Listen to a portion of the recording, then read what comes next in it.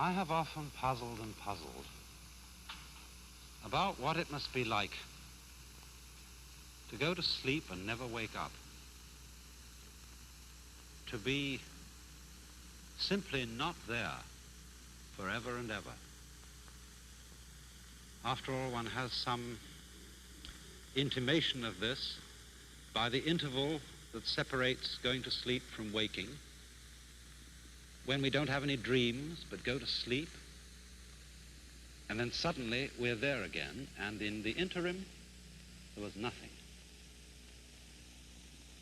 And if there was never any end to that interval, if the waking up didn't happen, that's such a curious thought. And yet, you know, I believe that although that's rather gloomy kind of consideration, I've found that's one of the most creative thoughts I ever thought in my life. And I keep going back to it.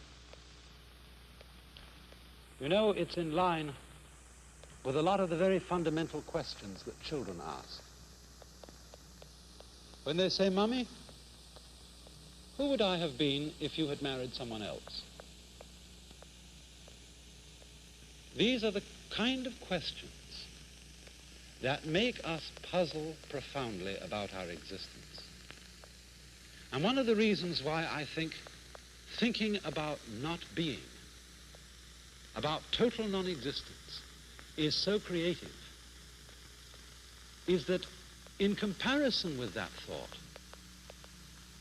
the fact that we are seems kind of queer, incredibly odd.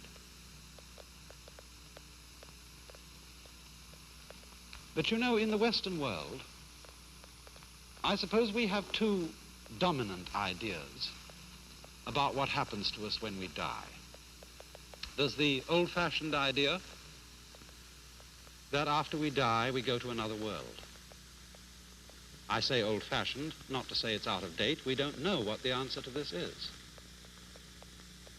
But that's the traditional answer of the Western world. When you die, you go to another life. Maybe heaven, maybe purgatory, maybe hell, who knows? I think nowadays, though, the more general idea, the more plausible idea to many people, is that when we die, we just cease to be. That's all there is to it. But we're inclined, I think, to have in our minds a picture of this, which indeed is depressing, of being shut up in the dark for always and always and always, to be kind of buried alive in a blackness where we are blind, deaf, and dumb, but somehow still conscious. But in the Eastern world, there are different ideas of this. The major Eastern idea is what is generally known as reincarnation, of going through life after life after life in an endless series, a process that is represented in this Japanese print of the Wheel of Life, the Buddhist Wheel of Life. This painting was lent to me by Mr. and Mrs. Imamura of Berkeley in California. He used to be the priest of the Berkeley Buddhist Church. And it shows the wheel of stages of existence through which beings pass, clutched by the great demon of impermanence. This is rather an unusual representation of the Wheel of Life. Perhaps some of you have seen these before. They usually have 6 divisions in the central part of the wheel here, and this one happens to have 5, and it's the Chinese-Japanese version of the Buddhist Wheel of Life, whereas I think prints in books, I know there was one some years ago in Life magazine, usually show the Tibetan version. But what we have here, and I think what I'll do, is I'll explain to begin with the popular interpretation of it, and then go on to see what more philosophical Buddhists think of it in a deeper way. These then are the 5 or sometimes 6 realms of existence through which, as I said, beings pass through their various lives. We could start here, for example. This is the human world. And then next to this is the world of the devas, D-E-V-A, which we would translate into English as angel. Then this is the world of the animals. This is the world that is sometimes called the hells, only that's not quite a correct term for it. It should be called the world of the purgatories, because in this scheme of the universe, there is no everlasting state. There is no everlasting heaven and there is no everlasting hell. The demon of impermanence clutches the whole thing, and they all terminate. Next to the hells, there is the realm of what are called pretas, P-R-E-T-A. They are frustrated spirits, sometimes shown with very large stomachs and very tiny mouths, enormous appetite, but very small means of satisfying it. And the idea is, you see, that in the course of his development, the individual goes through life after life. If he does well, he ascends towards the heavens. If he does ill, he descends to the hells. Or he may fall from the human state to the animal state, or fall from the human state to the state of the ghosts. But the point that has to be remembered in the Buddhist idea of transmigration or reincarnation is that you can never stop anywhere. You may ascend to heaven, but what goes up must eventually come down. You may descend to hell, but what goes down must eventually come up. And so one goes on and on, moving through these various worlds until, in Buddhist ideas, you become sufficiently awakened to become a Buddha, one who is released from the wheel and who does not fall anymore into the sequence of rebirths, but enters the eternal state of nirvana. Now, if you will look closer again, you will see that there are a number of figures round the outside of the wheel. And these represent what is called the 12-fold chain of dependent origination. That is to say, they are a series of links which form what might be called the sequence of life. They are, as it were, a schematic diagram of the force or the process that keeps this wheel rotating. And the chain starts with a demon down at the bottom here who represents ignorance, or perhaps unconsciousness, the state of not knowing. Then next in order you'll see a potter's wheel, and this represents potentialities of life. Next comes a monkey who represents consciousness. A man in a boat. For some reason, this represents the combination of name and form. Words bringing out shapes. Words identifying shapes and things in the world. Here comes sense consciousness, the five senses, a man's body with the senses exposed. And here comes contact, a pair of lovers. After this there comes perception. I am not quite sure what the symbol in this wheel is. It seems to show a man with a sword behind a screen and two women playing in front of the screen.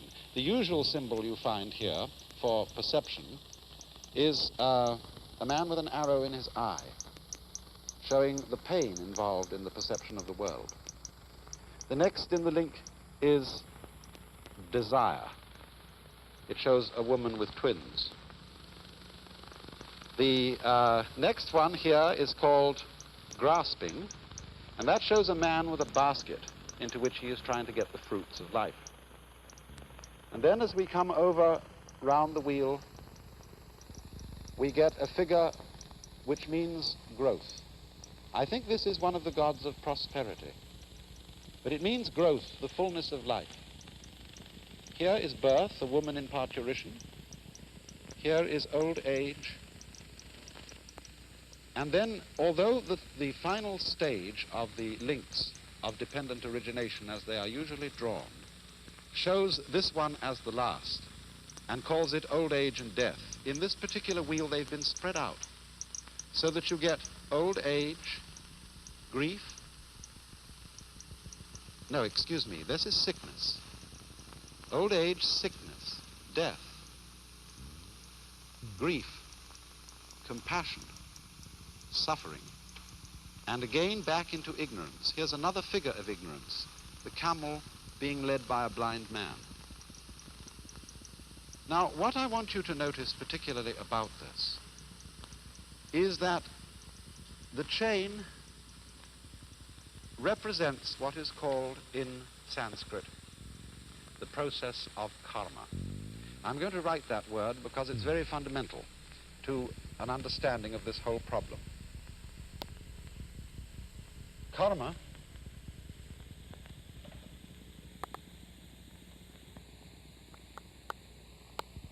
is sometimes understood, and maybe your ordinary dictionaries give it to you, as the law of cause and effect, but actually it comes from the root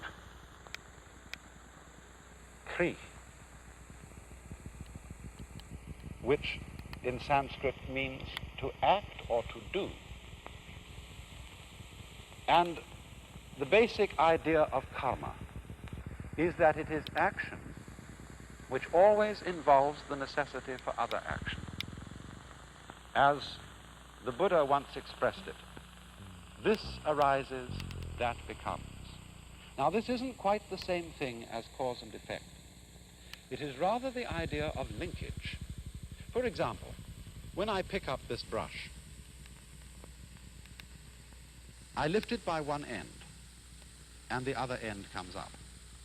Now, we could say this is cause and effect, although this would be a rather cumbersome way of thinking about it. I could say, for example, that the coming up of the brush at this end is the effect of the cause, my lifting it at this end. But we don't ordinarily think so complicatedly about it. We think in a simpler fashion, namely, that to pick up this end is also to lift up that end because it's all one. So in the same way, Buddhists and Hindus who follow the idea of karma believe that life and death involve each other in the same way that the two ends of the brush, lifting up one involves lifting up the other. So in this way, living involves dying. We wouldn't say that the cause of death is birth, but birth and death go together and they are inseparable.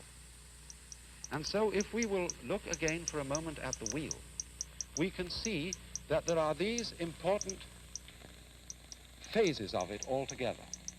Here it ends with the sequence of pictures representing death and suffering and its attendant grief, ending in the blind man leading the camel and the demon, which together represent ignorance or unconsciousness. But once again here we have the potentiality of life and then the monkey representing consciousness. All these things are looked upon as linked and therefore inseparable. And thus, you see, we don't look upon ignorance as the first step or the first link in the chain from a chronological point of view. We only start numbering the steps of the chain here because one has to begin somewhere when one's talking. And so the basic idea of this link is interrelatedness, interlockedness, so that death and life, as I said, imply each other. So that you might, speaking from the standpoint of Indian philosophy, of Hinduism, of Buddhism, you might pick an argument with Hamlet and say, to be or not to be is not the question. These are not alternatives. They are things that go together just like up and down, back and front, solid and space. Now there's another aspect to karma which needs to be considered here, and that is that karma also involves the idea of the continuity of pattern. You know, strictly speaking, Buddhists don't believe that there is any soul entity which passes from one life to another. There is no sort of fixed I or fixed ego which once was an animal and then became a man and then became an angel and then eventually became a Buddha or something like that. The idea of karma as the linking factor between the various lives is what we might call continuity of pattern. For example, consider an army regiment. A certain regiment goes on year after year after year. Old European regiments, for example, have existed for hundreds of years. And yet the personnel of those regiments, and even the barracks in which they are stationed, are entirely changed. In the same way, a university. Harvard University has existed for a long time. Oxford for a lot longer. And yet there is not a single member of the faculty, not a single student, who was there when it first began. And yet, you see, the university goes on. Because what goes on is a pattern, a form of life. In the same way, the individual body of man, every 7 years, I think, all the molecules composing our physical structure are entirely changed. And yet, something identifiable as the pattern which we associate with Mr. or Mrs. So-and-so is still there. Another fascinating illustration of continuity of pattern in this sense is wave motion. It's perhaps easiest to illustrate with something like a barber's pole. When you twirl it. Now, as you twirl it, there's an illusion of something moving upwards from the bottom to the top of the pole. It seems that the strips go along. Now, actually, they don't go along. They just go round. And in the same way, also, when waves move across water, there's no water moving across. There is the wave pattern moving across. The water is just going up and down, as you can tell when you see, say, a dead leaf floating on the water's surface, and it isn't moved along by the waves. So this idea of continuity of pattern is the solution which Indian philosophy offers on the matter of the problem of death. The individual, as it were, entity is constantly changing. He does not go on, but the pattern, or the karma, the pattern of action, goes on. And it's all embraced by that figure you saw of the great demon of impermanence. Could we look at that demon once again? I want to say something more about him. From our Western ideas, this fellow looks pretty evil. And we might associate him with the devil in the Hebrew or Christian sense of a principle of evil. In Buddhism, demons are not evil. They are really beneficent. They have a frightening aspect, but underneath this, there is a deeper meaning. This demon represents change or impermanence. But the deep insight underlying this is that change is a liberating factor. Death is a liberating factor. Did it not exist, life would not exist either. And therefore the wise man is not afraid of the demon. He goes, as it were, straight forward to him to embrace him. And at that moment, the demon is transformed. And so in the same way, in a deeper sense, Buddhists do not think of these various realms of the wheel as literal worlds where there are angels and demons and starved ghosts, but they represent the various phases of consciousness. Equanimity, general kind of medium consciousness, quiet consciousness is the human state. The angel state is supreme happiness. The animal state is animality. Here is misery in its extreme, and here is frustration in its extreme. But the fundamental idea of the whole wheel that we have to remember, the idea of karma, is the interlocking, the interdependence of being and not being, of death and life, and the fact that the demon of change is really a disguise of the very source of life, the death without which life is impossible, the change without which life is totally boring. Now, of course, when any idea like that is explained, the first thing that we ask is it true? Is there a process of rebirth? Do our patterns go on and have influence to an illimitable future? But you know, as this idea is held by deeply thoughtful Hindus and Buddhists, it isn't a belief in something which we can't prove. It's really quite a self-evident notion. Think of it in this way. Supposing I make two statements. Statement one: after I die, I shall be reborn again as a baby, but I shall forget my former life. Statement two: after I die, a baby will be born. Now, I believe that those two statements are saying exactly the same thing. And we know that the second one is true. Babies are always being born. Conscious beings of all kinds are constantly coming into existence after others die. But why would I think that the two statements are really the same statement? Because after all, if you die and your memory comes to an end, and you forget who you were, being reborn again is exactly the equivalent of somebody else being born, because we have no consciousness of our continuity unless we have memory. If the memory goes, then we might just as well be somebody else. But it seems to me that the fascinating thing about this is that although a particular set of memories vanishes, death is not the end of consciousness. In other words, we are deluded by a kind of fantasy if we think of death as endless darkness. Endless nothingness is not only inconceivable, but it's logically absolutely meaningless, because we aren't able to have any idea, much less sensation of nothing, unless it can be compared with a sensation of something. These two things go together.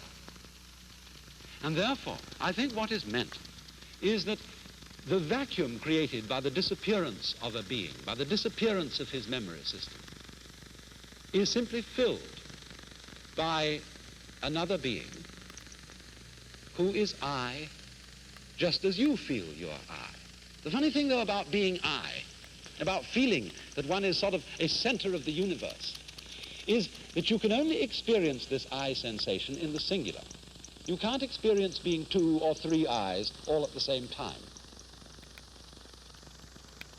Now then, it seems to me that this idea has three very important consequences. One is that the disappearance of our memory in death is not really something to be regretted. Of course, everybody wishes to hold forever to the memories and to the people and the situations that he particularly loves. But surely, if we think this through, is that what we actually want?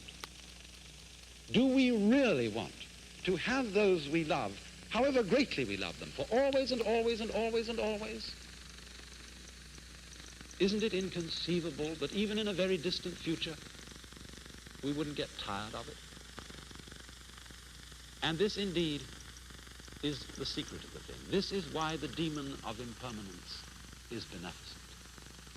Because it is forgetting about things that renews their wonder. Just think, when you opened your eyes on the world for the first time as a child, how brilliant colors were. What a jewel the sun was. What marvels the stars. How incredibly alive the trees were. That's all because they were new to your eyes. Or in the same way, you know how it is, you've been reading a mystery story. And you're looking around the house, you want something to read, and you pick up an old mystery story. If you read it years and years ago and you've forgotten all about the plot, it still excites you. But if you remember the plot, it doesn't excite. And so, by the dispensation of forgetting, the world is constantly renewed. And we are able to see it again and again, and to love again and again, to have people to whom we are deeply attached and deeply fond, always with renewed intensity, and without the contrast of having seen them before, for always and always and always. Another consequence of this is a very curious realization to me. Remember that question, who would I be if my mother had married someone else? If I were you, we often say, one might so easily have been you. I might so easily have been born in China and India. Why do I feel that the world is centered in this place, as distinct from some other place? You jolly well know the world is centered where you are. And this gives one a very strange feeling of the idea that other people jolly well exist in the same sense you do. Everybody's name is I. That's what you call yourself. So there will always be I's in the world. Every I is in a way the same I. We all might be anyone else. And there is no escape. It goes on and on and on and on. So long as there is consciousness anywhere, there is I. You then, in a way, look out through all eyes. And that, perhaps, is the secret of the great virtue of compassion.